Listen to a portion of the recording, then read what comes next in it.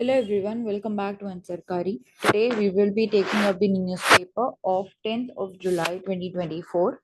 First of all, we are talking about SEBI panel and it has raised the bar for retail investors in F&O, future and options contracts. तो यहाँ पे हमने देखा है कि जो बार है रिटेल इन्वेस्टर्स के लिए और ज्यादा सेट किया गया है. Increased, it has been increased from current 5 lakh to 20 to 25 lakhs. Slot size increase करने से क्या हो सकता है इम्प्लीकेशन की बात करते हैं तो हम बोल सकते हैं कि जो स्मॉल ट्रेडर्स हैं उनका जो पार्टिसिपेशन है वो कम हो जाएगा क्योंकि लॉट साइज इतना इंक्रीज कर दिया गया है. इसके साथ साथ हम बोल सकते हैं कि जो नंबर ऑफ स्ट्राइक प्राइसेस है फॉर ऑप्शन कॉन्ट्रैक्ट्स वो कम होएगा. जो इसके साथ साथ वीकली ऑप्शन कॉन्ट्रैक्ट्स जितने होते हैं उनका नंबर भी कम होगा.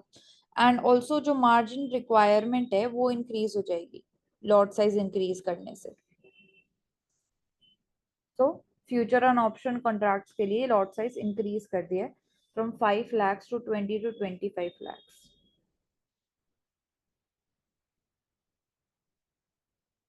Next, land linked IDs for farmers to ease the delivery of benefits.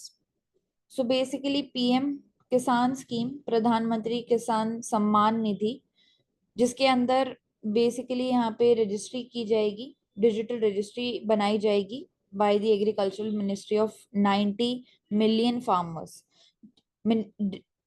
यहाँ पे बोल सकते हैं रजिस्ट्री होने के बाद उनको एक यूनिक आईडी मिलेगी एंड ये डिजिटल आईडी जो होगी फार्मर्स की ये मैंडेटरी होगी एक बार जब सारे फार्मर्स की रजिस्ट्री कंप्लीट हो जाती है टू अवेल दी बेनिफिट, जैसे कि डायरेक्ट कैश बेनिफिट मिलता है पीएम किसान स्कीम के अंदर. तो पीएम किसान स्कीम के अंदर हम बोल सकते हैं कि 140 मिलियन फार्मर्स हैं कंट्री के, जिनमें से 35 से लेके 40% जो है they do not own the land but they engage in tenancy farming. And PM किसान के अंदर आई थिंक सिर्फ वही फार्मर्स, जिन फार्मर्स के पास लैंड होल्डिंग होती है उन्हीं को ही फाइनेंशियल असिस्टेंस प्रोवाइड किया जाता है. तो पीएम किसान के अंदर जिन फार्मर्स को बेनिफिट मिल रहा है उनके लिए रजिस्ट्री की जाएगी एंड देन एक यूनिक आईडी दी जाएगी उनको जिसके थ्रू वो डायरेक्टली कैश बेनिफिट्स अवेल कर पाएंगे.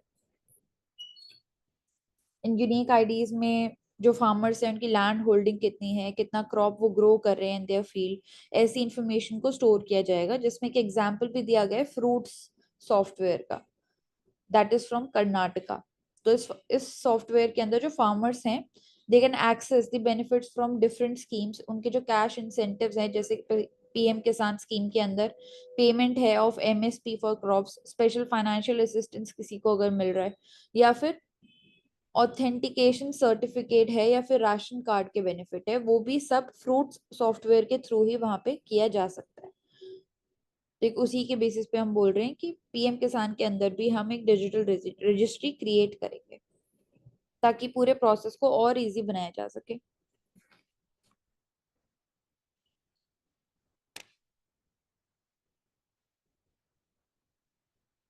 Then next, RBI financial inclusion index, FI index, जिसमें हमने देखा है कि परफॉर्मेंस इंक्रीज हुई है. इसके इंक्रीज होने से क्या क्या इम्प्लीकेशन यहाँ पे है. सबसे पहले एफआई इंडेक्स जो है वो डिफरेंट कॉन्सेप्ट्स को कंसिडर करती है, जैसे बैंकिंग, इन्वेस्टमेंट, इंश्योरेंस, इसके साथ साथ पेंशन सेक्टर को भी. अवेलेबिलिटी एंड यूसेज कितना है सर्विसेज का, क्वालिटी ऑफ सर्विसेज कैसा है, and also ease of access कैसा है. इन सारे फैक्टर्स को कंसिडर करती है ये इंडेक्स एंड इसमें परफॉर्मेंस इंक्रीज हुई है ऑफ आरबीआई. तो हम बोल सकते हैं कि जो फाइनेंशियल इंक्लूजन है वो भी इंक्रीज हुआ है, सिग्निफाई करता है कि जो यूज है फाइनेंशियल सर्विसेज का वो इंक्रीज हुआ है. Access to the services, access है, यूसेज है, and also quality of services जो प्रोवाइड किए जाते हैं उनकी ओवरऑल जो एक्सेस है वो इंक्रीज हुई है, सर्विस क्वालिटी इंक्रीज हुई है.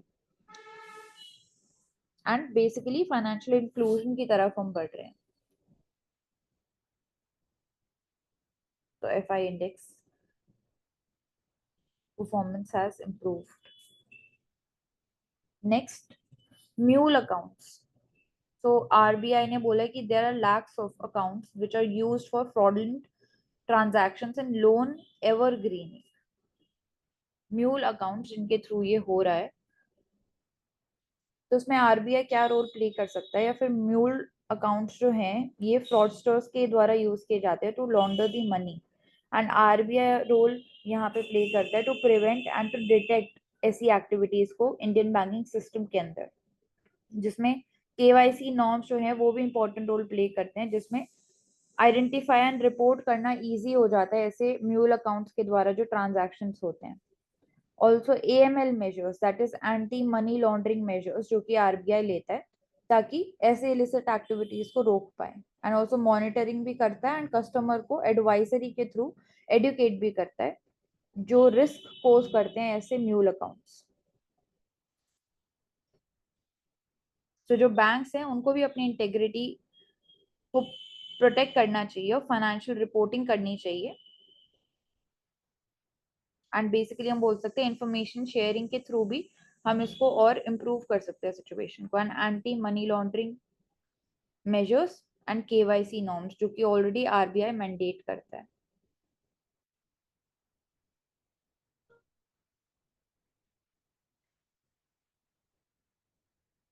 Next, policy support and budgetary boost to derive to drive the energy sector growth. तो इंडिया के एनर्जी कंजम्पशन में बात करते हैं.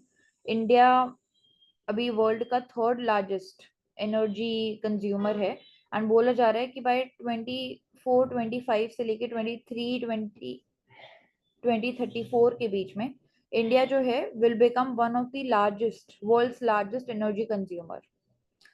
इंडिया में अगर स्टैट्स की बात करते हैं तो $16 बिलियन मार्केट वैल्यू प्राइस है अभी ऑफ रिन्यूएबल एनर्जी. एंड जो ग्रोथ है इंडिया में रिन्यूएबल एनर्जी कैपेसिटी की, वो भी हमने देखा है कि इंक्रीज हुई है by approximately 11%. So energy sector के अंदर हम और क्या क्या कर सकते हैं. हम ऑलरेडी ग्रीन एनर्जी इनिशिएटिव्स ले रहे हैं जिसके थ्रू हम एक इंफ्रास्ट्रक्चर क्रिएट कर रहे हैं डिफरेंट सेक्टर्स के अंदर, जिसमें solar, wind energy, hydro power energy, and already जो एग्जिस्टिंग इंफ्रास्ट्रक्चर है उसको कैसे सस्टेनेबल हम बनाएंगे. ग्रीन हाइड्रोजन इंफ्रास्ट्रक्चर हम लेके आ रहे हैं जिसमें ग्रीन हाइड्रोजन मिशन है. इंफ्रास्ट्रक्चर, स्टोरेज और ट्रांसपोर्टेशन, तीनों ही एस्पेक्ट्स की हम बात करते हैं कि ग्रीन हाइड्रोजन प्रोडक्शन में पूरे ही प्रोसेस को कैसे सस्टेनेबल हम बनाएंगे. जीएसटी रिफॉर्म्स हम लेके आए हैं. जीएसटी इंट्रोड्यूस किया हमने on hydrogen and also natural gas को भी इंक्लूड किया जीएसटी फ्रेमवर्क के अंदर, जिसके थ्रू क्लीन एनर्जी अडॉप्शन को और भी ज्यादा प्रमोट हम कर रहे हैं. E mobility enhancement, FAME 1, FAME 2 and FAME 3 जैसे स्कीम्स के साथ हम बजटरी एलोकेशन भी बढ़ा रहे हैं जिससे इलेक्ट्रिक व्हीकल्स का जो अडॉप्शन है वो इंक्रीज हो पाएगा. देन ऑल्सो डिस्कॉम्स को सपोर्ट करें जैसे roof top solar projects, metering system जो है, एनर्जी स्टोरेज सिस्टम है, स्मार्ट ग्रिड्स है. इन सारी चीजों को हम प्रमोट करें जिसके थ्रू ग्रीन एनर्जी को, रिन्यूएबल एनर्जी के शेयर को हम इंक्रीज करने की बात करते हैं इंडिया के अंदर. Then also domestic oil and gas exploration, इन मेजर्स को भी लिया जा रहा है ताकि एनर्जी सिक्योरिटी जो है उसको बढ़ाया जा सके और जो डिपेंडेंस है हमारा इम्पोर्ट के ऊपर उसको हम रिड्यूस कर पाए.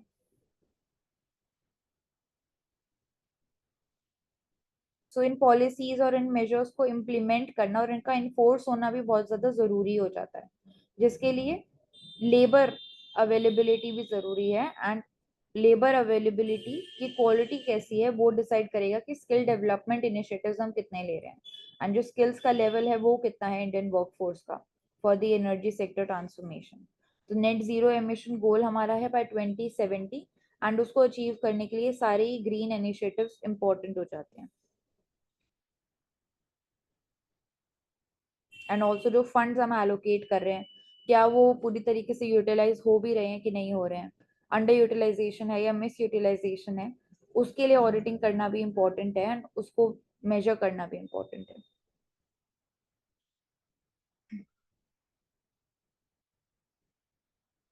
Next, discount brokering. तो डिस्काउंट ब्रोकरिंग की अगर बात करें इसमें हम बोल सकते हैं कि बेसिकली इन्वेस्टर्स जो होते हैं they are allowed to trade at a lower cost, जिससे जो ब्रोकरेज का प्राइस है, जो फीस है, वो रिड्यूस हो जाती है। तो मिनिमल हो जाती है फीस एक तरीके से, जिससे अकाउंट का जो मेंटेनेंस चार्ज है वो भी मिनिमल हो जाता है। बेनिफिट्स ये होते हैं कि इन्वेस्टर्स को फीस बहुत ज्यादा कम पे करनी पड़ती है और जो प्रोसेस है वो सिंप्लीफाई हो जाता है। बट यहाँ पे सेबी ने बोल सकते हैं कि ऑर्डर दिया है regarding the discount brokering,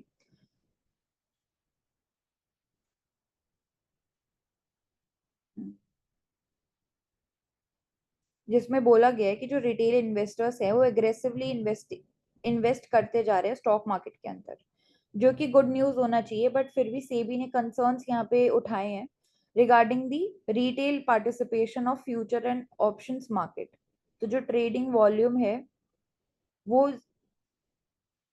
it has at least more than doubled in each of the last 3 years, जो कि एक कंसर्न क्रिएट कर रहा है फॉर सेबी, जिसकी वजह से सेबी ने ऑर्डर किया है कि जो स्टॉक एक्सचेंजेस हैं they have to stop the practice of charging lower fees from the brokers with high trading volumes। जिन ब्रोकर्स की हाई ट्रेडिंग वॉल्यूम है उनसे आप जो लोअर फीस चार्ज कर रहे हैं उसको रोकना होगा, जिसकी वजह से एक तरीके से डिस्काउंट ब्रोकर्स के कॉस्ट में इंक्रीज आएगा एंड बहुत सारे ब्रोकर्स जो हैं वो इस प्राइस में फिक्सेशन की वजह से उनके ऊपर डायरेक्टली इम्पैक्ट आएगा एंड रिएक्शन भी मिलेगा, जैसा कि अभी हुआ भी है। जो लिस्टेड ब्रोकरेज फर्म्स थे उनका नंबर 9% से ड्रॉप हुआ है। तो बोल सकते हैं कि पोटेंशियली इम्पैक्ट करेगा जो ट्रेडिंग वॉल्यूम आ रहे हैं एंड रिटेल इन्वेस्टर का पार्टिसिपेशन है फ्यूचर एंड ऑप्शन वाले सेगमेंट के अंदर।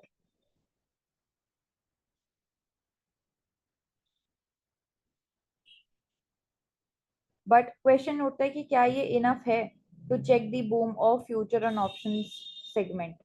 जो रेगुलेशन आ रहा है, मार्केट रेगुलेशन आ रहा है, जो कि सेबी ने कमेटी बिठाई है उनके थ्रू यहाँ पे जो भी हमने अभी डिस्कस किया ये स्टेप्स उठाए गए हैं, including the brokerage firms asset manage कैसे कर रही है कंपनीज एंड ऑल्सो जो स्टेक होल्डर्स है उनका क्या रोल आ रहा है। तो नए नॉर्म्स आने चाहिए F and future and options trading के अंदर, जो कि इंक्लूड करेंगे कि जो मार्जिन रिक्वायरमेंट है वो इंक्रीज हो रहा है, टाइटनिंग करी जानी चाहिए एलिजिबिलिटी क्राइटेरिया की एंड ऑल्सो एक नेटवर्थ डिस्क्लोजर जरूरी होना चाहिए फॉर द इन्वेस्टर्स, ताकि जो ओवरऑल ट्रस्ट है वो हम बढ़ा पाएंगे and sustainable F N O trading को भी बना पाएंगे आप।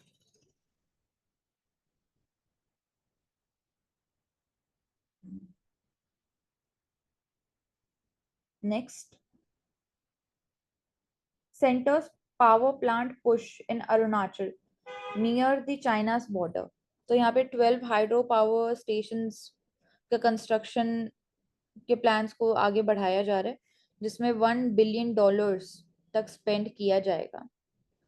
तो बॉर्डर के पास हम दिख रहे हैं इंडिया, अरुणाचल प्रदेश स्पेसिफिकली एक असर्टिव अप्रोच दिखा रहा है, क्लेम कर रहा है उस रीजन को एंड ऑल्सो डेवलपमेंट को प्रायोरिटी दे रहा है, बॉर्डर सिक्योरिटी को प्रायोरिटी दे रहा है, क्योंकि ऑलरेडी जो डिप्लोमेटिक टेंशन है चाइना के साथ वो एस्केलेट हो रहे हैं।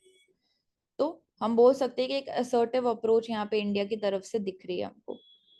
इसके अलावा इंडियन गवर्नमेंट ने जो प्रेजेंस है आर्मी की, पैरामिलिट्री की along the borders with China उसको भी इंक्रीज किया है and also roads and bridges उनको सैंक्शन, उनकी कंस्ट्रक्शन को भी सैंक्शन किया है along the LAC line of actual control. And इसके साथ साथ गवर्नमेंट ने ये भी प्लान किया है कि एक 3D प्रिंटेड परमानेंट डिफेंस उस रीजन के अंदर लेके आया जाएगा। इसके अलावा ओवरऑल इंफ्रास्ट्रक्चर डेवलपमेंट जो है पूरे रीजन के अंदर उसको इंडिया जो है वो इंक्रीज कर रहा है, जैसा कि यहाँ पे देखा भी जा रहा है एंड ऑल्सो विलेजेस को भी क्रिएट कर रहा है, जो ऑलरेडी एग्जिस्टिंग विलेजेस हैं बॉर्डर के पास उसको भी बेसिक एम्यूनिटीज प्रोवाइड करने की इंडिया बात कर रहा है, उनका ओवरऑल जो डेवलपमेंट है ताकि वो भी एक स्टेबिलिटी प्रोवाइड करे बॉर्डर वाले एरियाज के अंदर। तो जो स्टेट रन फॉर्म्स हैं उनको कॉन्ट्रैक्ट्स अवार्ड किए हैं यहाँ पे गवर्नमेंट ने एंड जो नॉर्थ ईस्टर्न स्टेट्स हैं उनको भी सपोर्ट मिलेगा and financial equity holding projects जो हैं उनके अंदर उनको फाइनेंशियल सपोर्ट मिलेगा। सो 7.5 बिलियन रुपीस का फाइनेंशियल असिस्टेंस दिया जा रहा है to each hydro power project in north eastern region of India. तो यहाँ पे वी कैन से कि सबसे बड़ा क्वेश्चन उठता है regarding sharing of water with the lower riparian state. अगर आप अरुणाचल प्रदेश में पावर प्लांट पुश कर रहे हैं, वो भी हाइड्रो पावर प्लांट, तो it would be on the tributary of the Brahmaputra river. तो ब्रह्मपुत्र रिवर के जो मिनिमम इकोलॉजिकल फ्लो होंगे कि नहीं, उनको मैंडेट करना जरूरी होता है। फिर लोअर रिपेरियन स्टेट बांग्लादेश भी है, हाई रिपेरियन स्टेट चाइना है। तो उसके बीच में जो एक कोलैबोरेशन और दोनों के बीच में एक सहमति होना चाहिए, उससे भी ध्यान रखना चाहिए।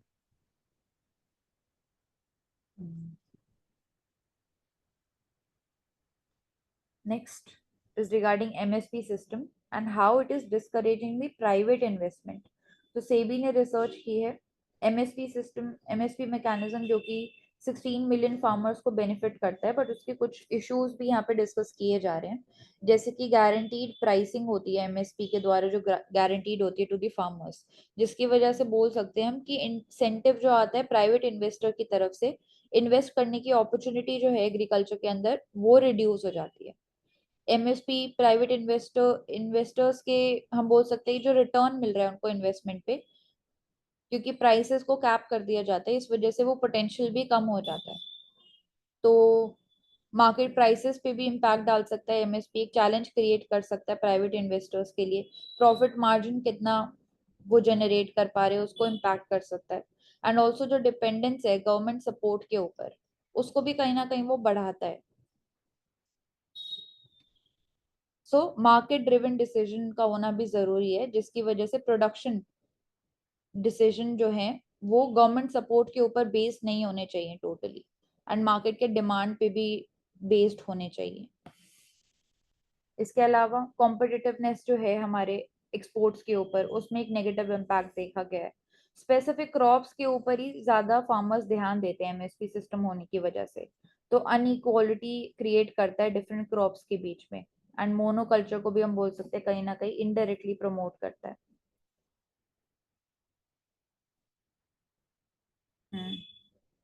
सो क्रॉप डाइवर्सिफिकेशन की तरफ हमें बढ़ना चाहिए, एंड ऑल्सो जो प्राइवेट इन्वेस्टर्स है उनके लिए भी कैसे प्रॉफिटेबल हो पाएगा उसको भी ध्यान में रखना चाहिए। एंड रिसोर्स एलोकेशन कैसे हो रहा है एमएसपी सपोर्ट प्रोवाइड करने के लिए क्रॉप्स को, तो क्या वो प्रॉफिटेबल है भी, फाइनेंशियली वायबल है भी इन द लॉन्गर रन, वो क्वेश्चन भी उठता है। तो हम बोल सकते हैं एमएसपी के साथ साथ धीरे धीरे हमें इनोवेशन की तरफ बढ़ना चाहिए इन एग्रीकल्चर, जिसमें प्राइवेट सेक्टर का जो रोल है वो भी हम इंक्रीज कर सकते हैं रिसर्च एंड डेवलपमेंट के अंदर। इसमें और भी बोल सकते हैं कि एमएसपी जो है वो इनपुट है, हम्म। क्योंकि वो एक तरह से मिनिमम सपोर्ट प्राइस सपोर्ट दिया जाता है when there is a high volatility in prices. और और at last farmers fair bears the brunt of the lower prices in crops. तो 23 क्रॉप्स है, लेकिन डिस्करेजेस प्राइवेट इन्वेस्टमेंट ऐसा नहीं बोल सकते, क्योंकि एमएसपी तो ये क्रिटिक और कमेंट भी रहेगा, तो इट इज होता है ना, इसको क्रिटिकली देखना है इसको। इससे बोल सकते हैं कि प्राइवेट इन्वेस्टमेंट को बढ़ाने के लिए जो गवर्नमेंट इंटरवीन करते हैं एसेंशियल कम्युनिटी एक्ट के थ्रू, कि आप यहाँ नहीं बेच सकते, होर्डिंग के खिलाफ बात करते हैं, वेयर हाउसिंग का बात नहीं करते हैं, plus agriculture R N D, आपसे तुमने बोला जैसे टेक्नोलॉजी सोल्यूशन हो गया, आर एन डी अगर बढ़ाएंगे तो प्राइवेट इन्वेस्टमेंट बढ़ेगा। फिर आप फार्म गेट टू प्लेट के बीच में जो लॉजिस्टिक है उसमें प्राइवेट सेक्टर का रोल बढ़ सकता है, सर्विस प्रोवाइड कर सकते हैं कोल्ड स्टोरेज का।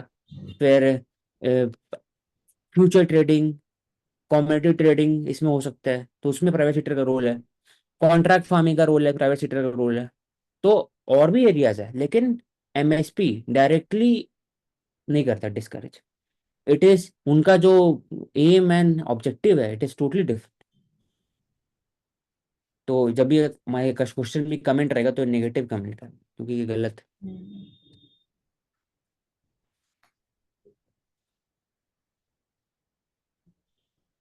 एक तरीके से अगर हम बोलते हैं कि डायरेक्टली डिस्करेज कर रहे हैं तो वो नेगेटिव एस्पेक्ट हो जाएगा। पूरे। हाँ, उनकी एमएसपी तो हम लोग कंट्री में देते हैं क्योंकि already farmers base the Brunt और लोअर प्राइस है। 2 रुपया टमाटर, 1 रुपया अनियन होता है कि किलो के हिसाब से, फिर फेंक देते हैं वो। तो उनको तो मिलना चाहिए ना। तो हम्म। अभी बात हो रही है एमएसपी कैसे बढ़ाया जाए, तो यहाँ बात हो रहा है डिस्करेज प्राइवेट इन्वेस्टमेंट। बढ़ाया जाए मतलब कि कहाँ कहाँ पे बढ़ाया जाए, टॉप में लाया जाए कि नहीं, और भी अलग एरियाज है। हनी कोई बोलता है वाइल्ड हनी में होना चाहिए एमएसपी, सबको डिमांड करता है। तो ऐसा बोल सकते हैं कि एमएसपी इंपॉर्टेंट है, रोल प्ले करता है कि आप जो फार्मर्स है उनको कम से कम एक रेन्युनरेशन मिल सके, मिनिमम एक रेन्युनरेशन मिल सके। वो भी नहीं रहेगा, दिक्कत हो। इसे बोल सकते हैं एमएसपी को और अच्छे कर सकते हैं, उसमें और इंक्लूड कर, फॉर एग्जांपल अभी कॉस्ट प्लस FL+C2 जो 50% एमएस स्वामीनाथन उसमें इंक्लूड कर सकते हैं। प्लस एमएसपी के द्वारा आप नज कर सकते हैं कि आपको मिलेट प्रोडक्शन चाहिए इंडिया में, तो एमएसपी बढ़ा दीजिए मिलेट का as compare to wheat and rice. तो MSP can be used for nudging, it can be used as a to change the behavior of the cropping pattern। हम्म। तो उसको use कर सकते हैं एमएसपी। तो rather than saying कि MSP discourages, तो is no critique। Next. Is a current account deficit good for India?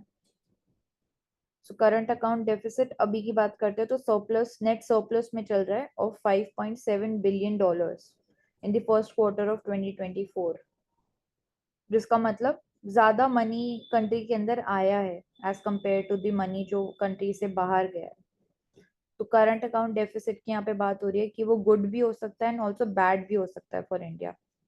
जैसे कि करंट अकाउंट डेफिसिट ये भी इंडिकेट कर सकता है कि जो कंट्री है वो ज्यादा गुड्स एंड सर्विसेज को इंपोर्ट कर रही है देन इट इज एक्सपोर्टिंग, जिसका मतलब एक ये साइन हो सकता है कि इकोनॉमी जो है काफी ज्यादा स्ट्रांग है एंड डिमांड बहुत ज्यादा है। बट इसके साथ साथ करंट अकाउंट डेफिसिट ये भी साइन शो कर सकता है कि there is lack of competitiveness, या फिर जो कंट्री है वो बोरो कर रहा है फ्रॉम दी अब्रॉड। तो रेकलेस फिस्कल पॉलिसीज को भी शोकेस करता है। तो गुड भी हो सकता है एंड ऑल्सो बैड भी हो सकता है।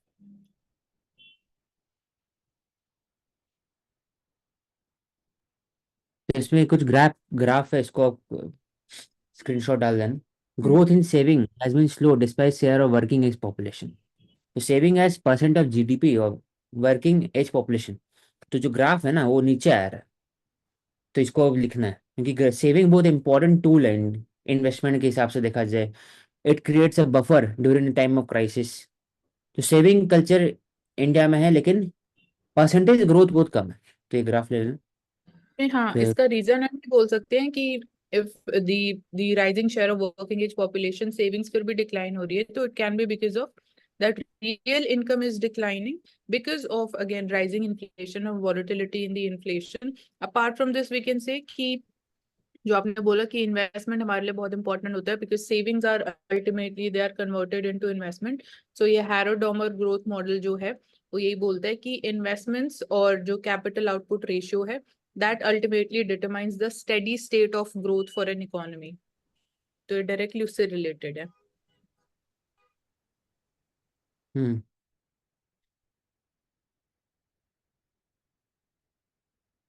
ऊपर कर एक बार, और भी कुछ मैप ऊपर। Investment driven by high saving and high investment could boost. तो परसेंटेज जीडीपी सेविंग और इन्वेस्टमेंट ये भी डाल दो मैप में, क्लिक कर लो मतलब कमांड शिफ्ट एंड फोर से।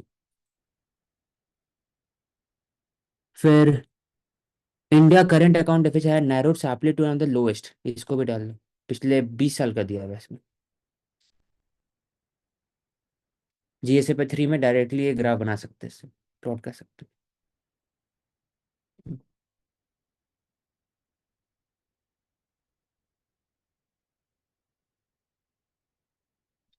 हम्म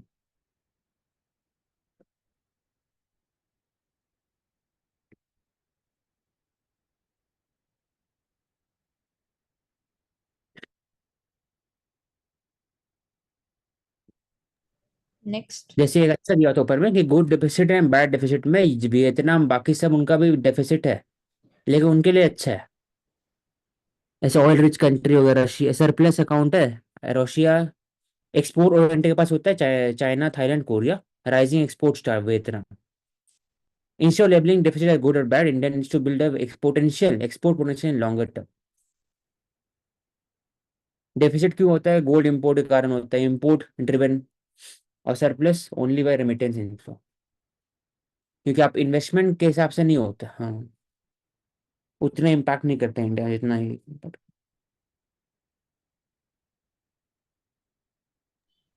एंड इंडिया के लिए भी गुड और बैड के टर्म्स में लेबल करने की जगह हमें ध्यान देना चाहिए कि एक्सपोर्ट पोटेंशियल कितना है हमारा, कि जो हाँ, ज्यादातर सरप्लस देखा जा रहा है या तो वो रिच ऑयल रिच कंट्रीज के अंदर है या फिर एक्सपोर्ट ओरिएंटेड कंट्रीज के अंदर है, जैसे चाइना, थाईलैंड, कोरिया। और एक और चीज इसमें ये है कि जब हम बोल रहे हैं करंट अकाउंट सरप्लस है एंड उसके वजह से will see capital inflow also, या फिर फॉरेक्स रिजर्व जो हमारे इंक्रीज होंगे, तो that will also lead to appreciation of Indian rupee. But then in the long run appreciation of Indian rupee it hampers the competitiveness of our exports. तो इसको हम कैसे बैलेंस कर सकते हैं? बिकॉज कैपिटल इनफ्लो देख रहे हैं तो अप्रिसिएशन होगा, और अभी हम जब देख रहे थे कि एफपीआईज की वजह से there was huge capital outflow, then rupee was depreciating. So depreciation में फिर जो चैलेंज है कि हमारे एक्सपोर्ट्स को तो वो बूस्ट कर सकते हैं, but at the same time जो टाइम लैग वाला एलिमेंट है उसमें हम इमीडिएट इफेक्ट जो है डेप्रिसिएशन का हमारे इंपोर्ट्स और एक्सपेंसिव हो जाते हैं, तो इम्पोर्टेड इन्फ्लेशन है। तो ये बहुत सारे वी कैन से कि एक तरीके से ट्रेड ऑफ्स एग्जिस्ट करते हैं।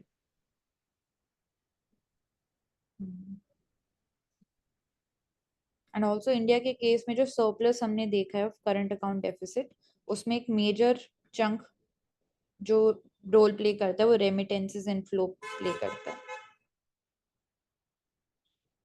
एंड जब डेफिसिट देखा जाता है तो उसमें ज्यादा बड़ा रोल गोल्ड इंपोर्ट्स का होता है।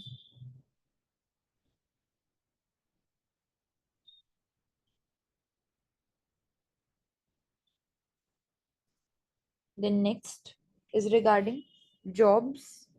सो कैसे इंश्योर करेंगे हम that the growth translates to more productive employment opportunities? ये एक बहुत बड़ा चैलेंज है फॉर गवर्नमेंट।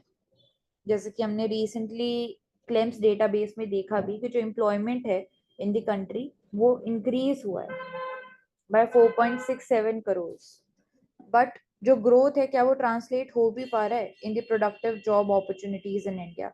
वो एक चैलेंज बन जाता है गवर्नमेंट के लिए, जो capital intensive labour intensive sectors हैं। क्योंकि हम देखते हैं कि 11 करोड़ वर्कर्स जो हैं हमारे, वो अभी भी अनइनकॉर्पोरेटेड एंटरप्राइजेस या फिर जो बोल सकते हैं इनफॉर्मल सेक्टर है उसके अंदर इंगेज्ड है। तो लेबर पार्टिसिपेशन जो है वो तो इंक्रीज हो रहा है, बट किस सेक्टर में इंक्रीज हो रहा है, कैसे, कितनी प्रोडक्टिविटी उसकी इंक्रीज हो रही है, वो भी जरूरी फैक्टर हो जाता है हमारे लिए। वैल्यू एडेड पर वर्कर जो कि मेजर है लेबर प्रोडक्टिविटी का, वो अभी भी लो है बहुत सारे सेक्टर्स के अंदर, जैसे कि कंस्ट्रक्शन, ट्रेड, एग्रीकल्चर। इन सेक्टर्स में बाकी सेक्टर से कंपेयर करते हैं तो वैल्यू एडेड पर वर्कर का जो रेशियो है वो काफी ज्यादा कम है। तो कैसे हम इंक्रीज कर सकते हैं ग्रोथ? कैसे हम इंश्योर कर सकते हैं कि जो ग्रोथ है वो प्रोडक्टिव जॉब अपॉर्चुनिटीज में भी ट्रांसलेट कर रही है? तो हम स्किल डेवलपमेंट की बात कर सकते हैं, टेक्नोलॉजी, इनोवेशन और एंटरप्रेन्योरशिप के केस में। जो सर्विस सेक्टर ग्रोथ है हमारी, आईटी, फाइनेंस, टूरिज्म, जो कि हाई प्रोडक्टिविटी जॉब्स क्रिएट करते हैं, सर्विस सेक्टर के ग्रोथ और लेबर मार्केट में रिफॉर्म्स लाने की बात कर सकते हैं, जिससे लेबर आवर्स को भी और ज्यादा फ्लेक्सिबल कर पाएंगे, सोशल सिक्योरिटी उनको प्रोवाइड कर पाएंगे। इसके साथ साथ रूट लेवल से जो एजुकेशन प्रोवाइड की जाती है स्कूल्स के अंदर, उसी को हम वहीं से जॉब ओरिएंटेड बना सकते हैं, जिसमें वोकेशनल ट्रेनिंग के ऊपर फोकस कर सकते हैं, इंडस्ट्रियल एक्सपर्ट्स के थ्रू उनको और ज्यादा एक्सपीरियंस प्रोवाइड कर सकते हैं। और एंटरप्रेन्योरशिप मेलास जैसे दिल्ली के अंदर कंडक्ट किए जाते हैं, वो मॉडल पे भी, उस मॉडल को भी हम और ज्यादा प्रमोट कर सकते हैं। So non farm employment growth होना भी जरूरी है, जॉब क्रिएशन बढ़ पाए एंड ऑल्सो प्रोडक्टिविटी जो है जॉब मार्केट की वो भी इंक्रीज हो पाए।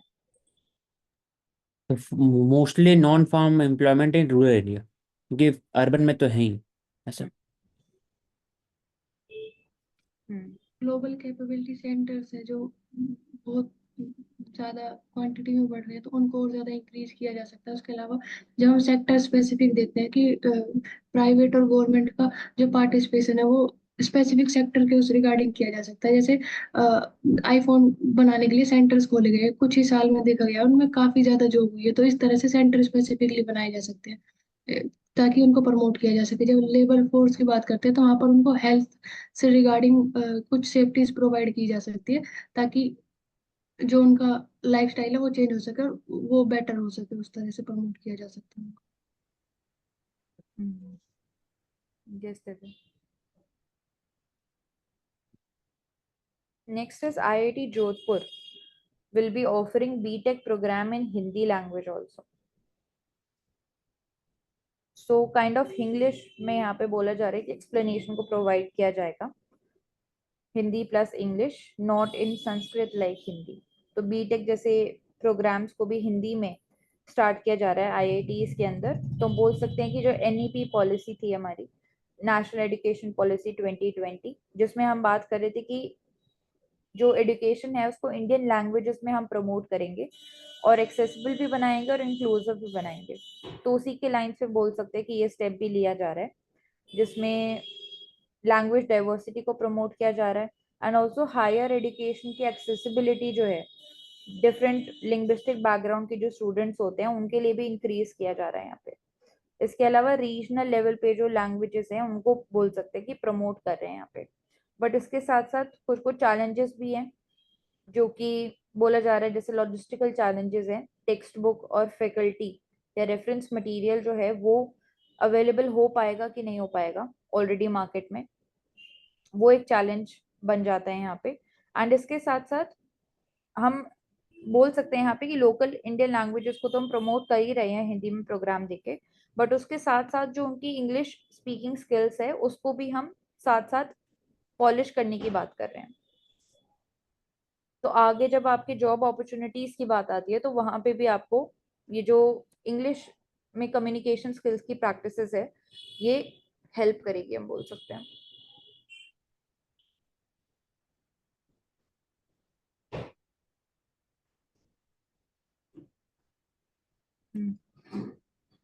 इसमें आप कोई और पॉइंट ऐड करना चाहोगे?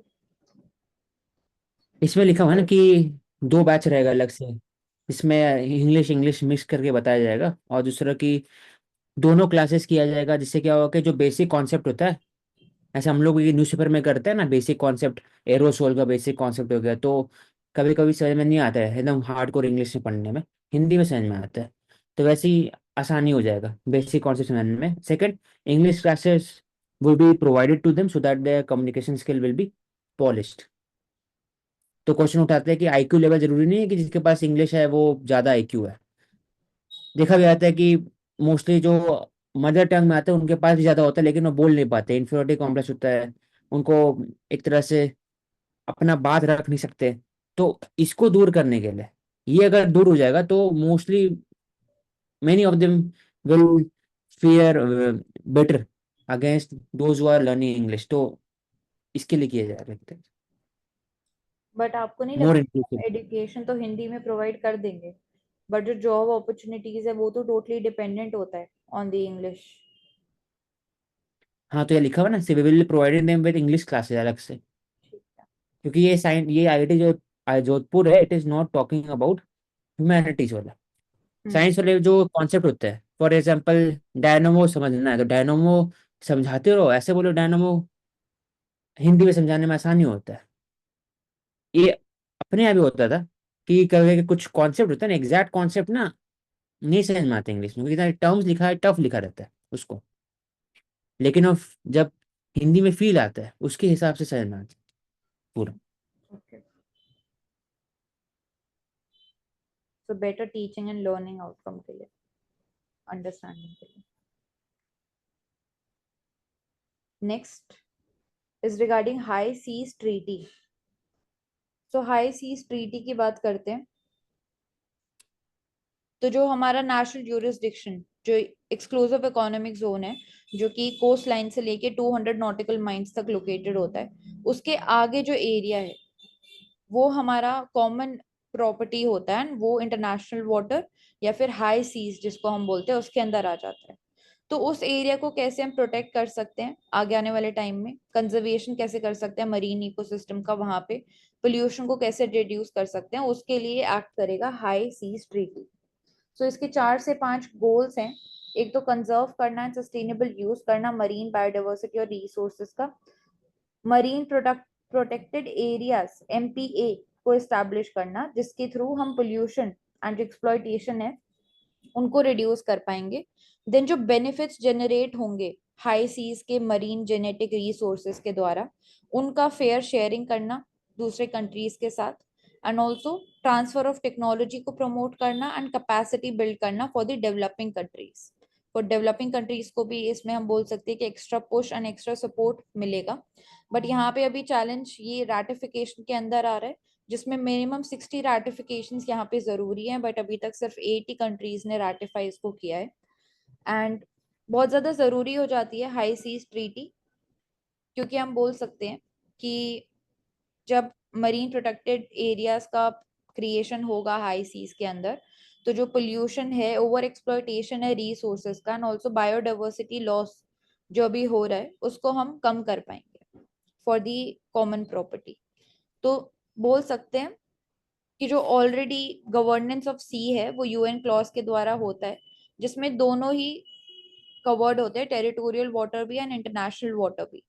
तो एक ब्रॉड फ्रेमवर्क UN क्लॉज हमें प्रोवाइड करता है for the sea governance and general principle देता है हमें प्रोटेक्शन का, कंजर्वेशन का।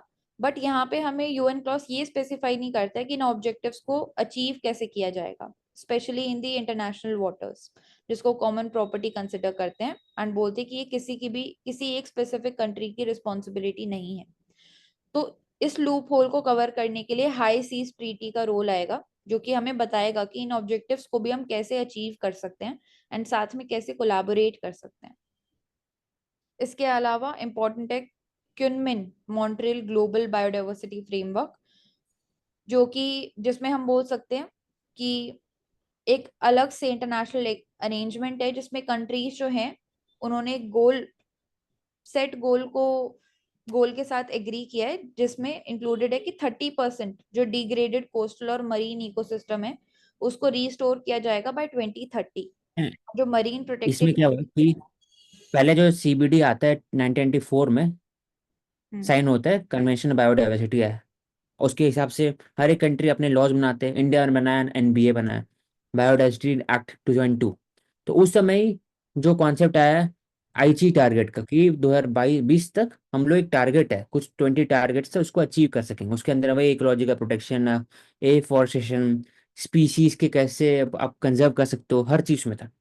उसके बाद फिर 2021 में उसी टारगेट को ऐसे कोयोटो और मॉन्ट्रियल, वैसे कोयोटो और अभी हाँ पेरिस है, वैसे ही वो भी आईची है। और 2021 में वापस से एक नया टारगेट सेट हुआ जिसमें उसको कनमिंग प्रोटोकॉल जिसको बोलते हैं, कनमिंग मॉन्ट्रियल ग्लोबल बायोडाइवर्सिटी फ्रेमवर्क है। जो लॉन्ग टर्म इनका प्लान है कि 30% डिग्रेडेड कोस्टल मरीन एरिया इसको रिस्टोर करेंगे।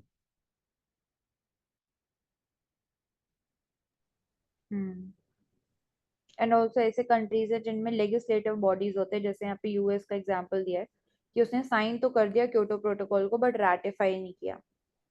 एंड ये भी चैलेंज आता है कि हम रैटिफाई तो कर देते हैं बट इन्फोर्स नहीं कर पाते हैं नेशनल लेवल पे। हम्म। We can continue in the next session.